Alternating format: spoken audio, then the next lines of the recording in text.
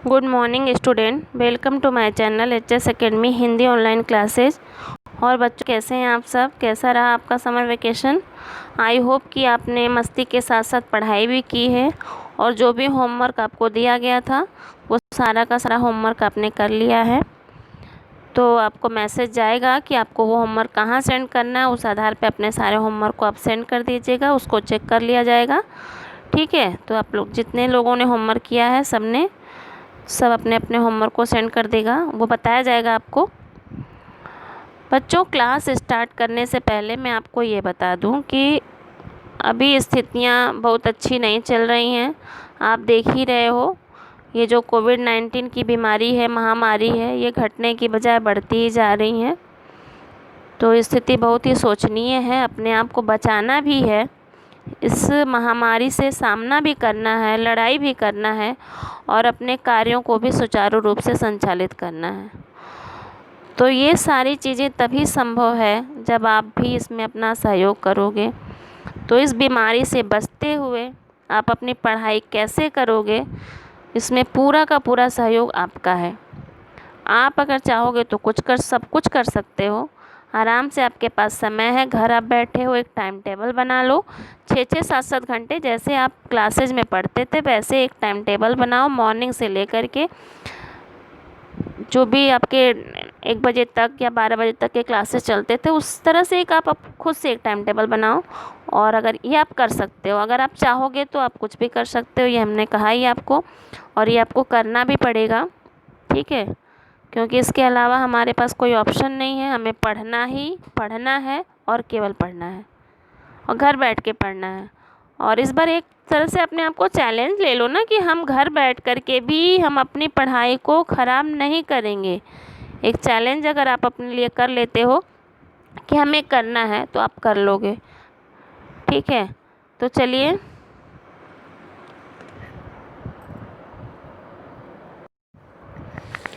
Okay बच्चों, तो चलिए, आई होप कि अब आपको हमारी बातें समझ में आ गई होंगी और आज से अब आप लोग अपनी अपनी पढ़ाई स्टार्ट करोगे। अब तक जो भी किए उसको भूल करके अब आगे से पढ़ाई अच्छे से ज़ोर शोर से स्टार्ट कर लीजिए। ठीक है, चलिए आज हम लोग स्टार्ट करते हैं वाक्य विचार। हिंदी ग्रामर का एक टॉपिक है वाक्य विचार।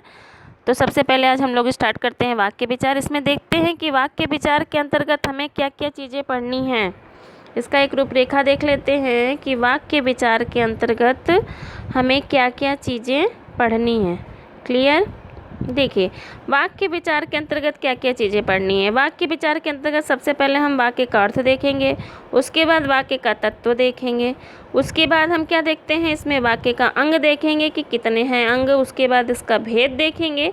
अंग में कितने अंग होते हैं? 2 होते हैं। एक होता है उद्देश्य, दूसरा होता है विधेय। और वाक्य का भेद भी 2 होता है, रचना के आधार पे और अर्थ के आधार पे। जिसमें से रचना के आधार पे वाक्य का भेद ये आपको नहीं पढ़ना है, अर्थ के आधार पे ये वाक्य का भेद आपको पढ़ना है। क्लास 9th में अर्थ के आधार पे वाक्य का भेद और क्लास 10th में रचना के आधार पे वाक्य का भेद। क्लियर? तो फिलहाल आपको क्या पढ़ना है इसमें से? अर्थ के आधार पे वाक्य का भेद। तो सबसे पहले, वैसे तो आप पढ़े ही होंगे थोड़ा बहुत वाक्य किसे कहते हैं, तो हम देख लेते हैं कि वाक्य का अर्थ क्या होता है। क्लियर? चलिए, सबसे पहले हम देखते हैं वाक्य का अर्थ किसे कहते हैं। वाक्य साधारण शब्दों में, सामान्य शब्दों में अगर हम पूछें तो आपका आंसर आता है कि सार्थक शब्दों के समूह को वाक्य कहते हैं। साधारणतया हम लोग ज़्यादातर जब भी क्लास में स्टार्ट करते हैं, बच्चों से पूछते हैं, तो बच्चों का यही आंसर आता है कि शब्दों के सार्थक समूह को वाक्य कहते हैं। तो अगर केवल शब्दों के सार्थक समूह को वाक्य कहेंगे तो यहाँ लिखा गया है राम आम खाता, मोहन पढ़ता, श्याम के है। ये सारे के सारे शब्द कैसे हैं? सार्थक हैं। लेकिन क्या ये वाक्य हैं? नहीं, ये वाक्य नहीं है। क्यों नहीं है?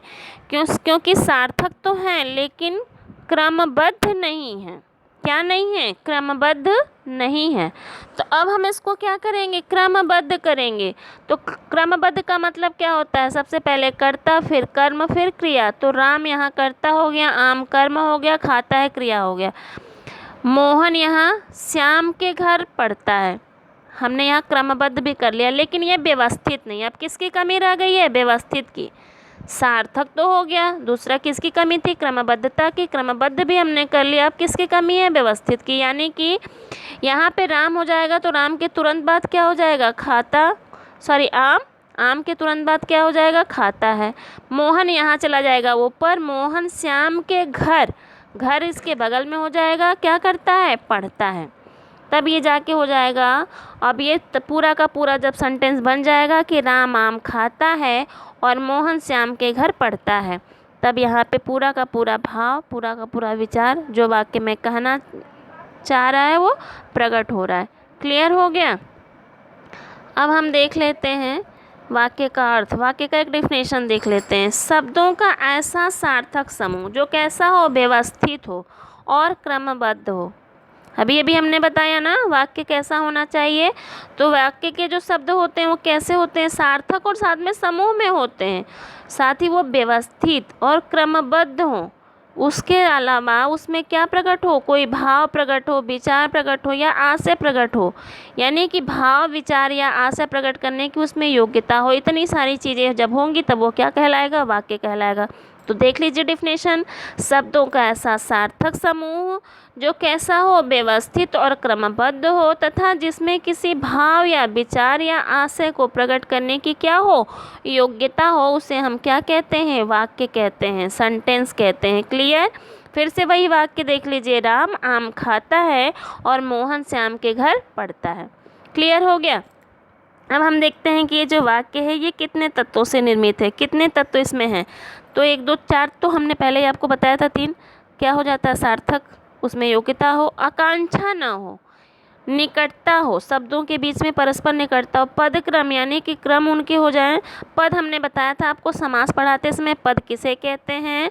तो शब्दों का वह समूह जब वाक्य में चला जाता है। सार्थक शब्द जब वाक्य में बंध जाते हैं, पिरो दिए जाते हैं, तो वही क्या कहलाते हैं? पद कहलाते हैं। तो पद का एक क्रम हो, यानी कर्ता, कर्म और अन्वय। अन्वय का अर्थ होता है मेल होना। क्लियर? तो कितने तत्व हो गए? सार्थक, योग्यता, आकांक्षा ना हो, निकटता, पदक्रम, अन्वय। ये क्या हो गए? इसके तत्व हो गए। 6 तत्व हो गए। कितने तत्व हो गए? 6 तत्व हो गए।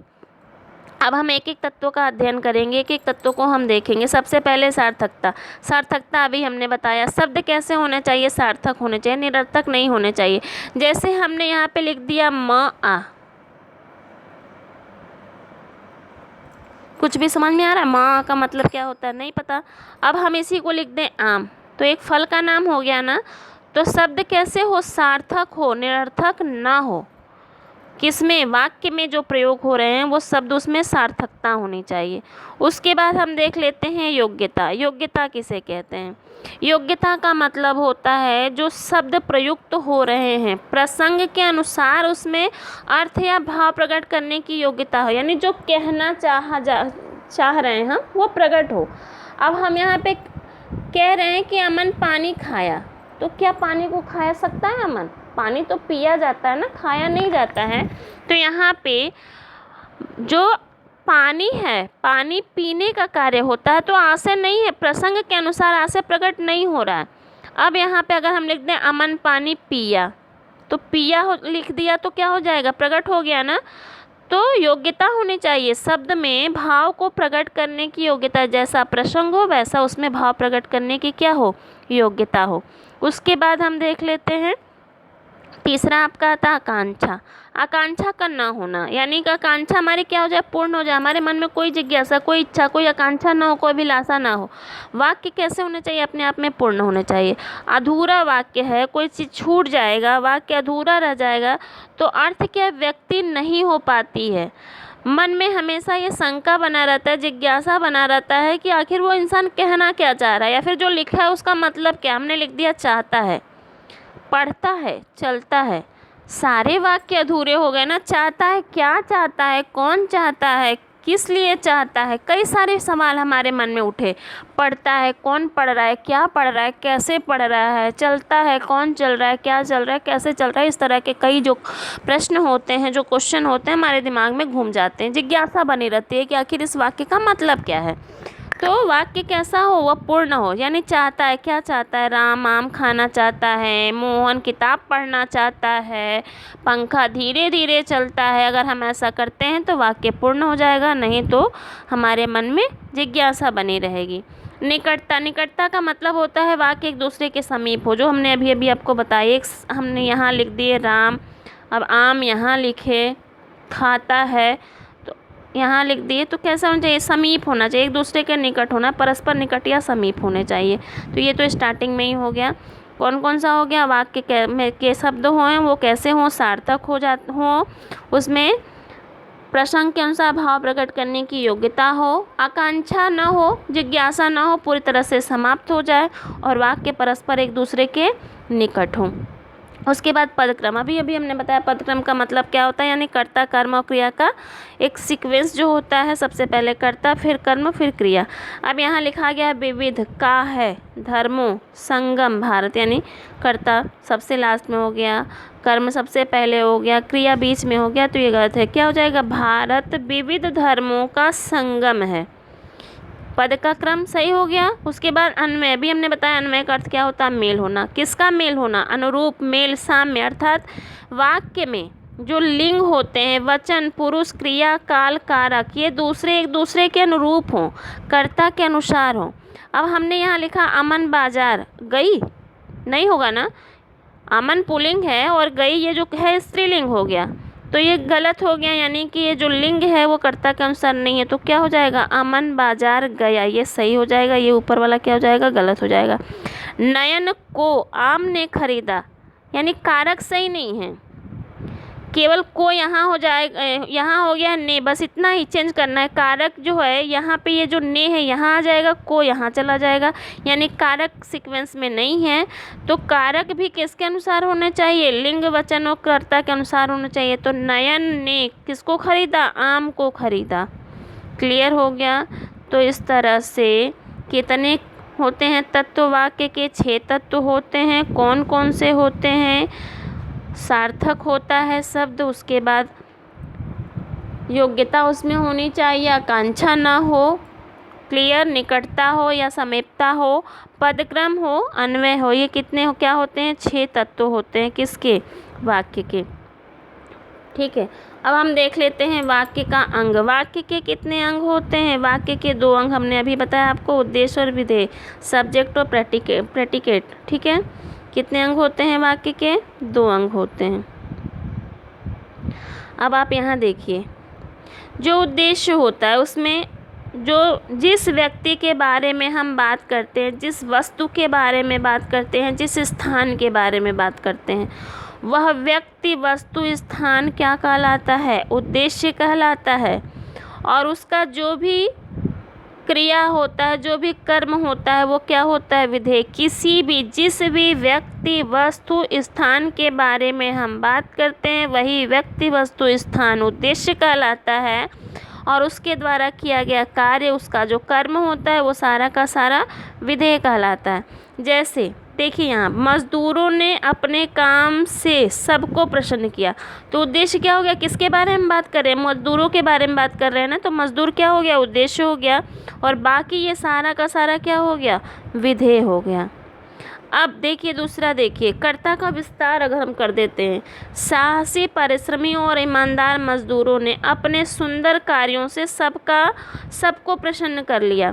तो ये जो अब इसमें अगर पूछता है उद्देश्य क्या है, तो यहाँ पे भी उद्देश्य मजदूर है, लेकिन ये जो मजदूर है वो कैसा है, साहसी भी है, परिश्रमी भी, ईमानदार भी, यानी कि ये क्या कर रहा है, ये मजदूर यानी कर्ता का ये विस्तारक शब्द है। उसने क्या किया, अपने सुंदर कार्यों से सबको प्रसन्न कर लिया। ये क्या हो गया, क्रिया हो गया, क्रिया का विस्तार हो गया। करुणा निधान, भगवान श्री राम सबके दुख दूर करते हैं, उद्देश्य क्या हो गया, श्री राम, ये सब क्या हो गया, श्री राम के लिए विस्तार हो गया, यानी कर्ता का विस्तार हो गया। यह जो मेरी काली गाय है बहुत नटखट है, उद्देश्य इसमें क्या हो जाएगा आपका, गाय हो जाएगा। किसके बारे में हम बात कर रहे हैं, गाय के बारे में बात कर रहे हैं, मेरी के बारे में नहीं, किसके बारे में, गाय के बारे में। तो क्या हो जाएगा, गाय, यह जो मेरी काली गाय है वह बहुत नटखट है। तो उद्देश्य यानी जिस व्यक्ति वस्तु स्थान के बारे में हम बात करते हैं वह उद्देश्य कहलाता है। बाकी सारी चीज़ें किस में चली जाती हैं, विधेय में चली जाती हैं। तो आई होप कि आपको ये वीडियो समझ में आ गया होगा, चीज़ें समझ में आ गई होंगी, वाक्य का अर्थ, वाक्य का तत्व और वाक्य का अंग। नेक्स्ट क्लास में हम आपको अर्थ के आधार पे वाक्य के भेद का अध्ययन कराएंगे। ठीक है, अब आज के क्लास का होमवर्क देख लीजिए। वाक्य किसे कहते हैं, वाक्य में कौन कौन से तत्व आवश्यक होते हैं, अन्वय का सामान्य अर्थ क्या होता है, पदों का वाक्यों में सही क्रम क्या होता है, ये सारा अभी हमने आपको बताया है। तो ये चारों के चारों प्रश्न के आंसर आपको अपनी कॉपी में लिखना है। और नेक्स्ट क्लास में हम आपको अर्थ के आधार पे वाक्य का भेद समझाएंगे सारा का सारा। तब तक के लिए जय हिंद, जय भारत।